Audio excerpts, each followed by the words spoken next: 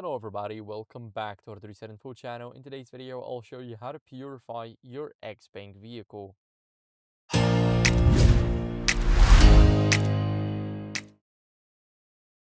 So first, what are we going to do is we're going to go over and tap on our AC. Once we tap on the AC, we're going to click on those three dots. And here we have PM 2.5 on board. We want to tap on Purification. And as you guys can see, now it is purifying our car. So we can keep it running for a couple of seconds. And of course, after that, what are we going to do is we're going to tap back and you'll definitely feel better in your car. So that's what you guys can do. Thank you for watching. If you enjoyed this video, then leave a like, subscription, and a comment, and I'll see you in the next one.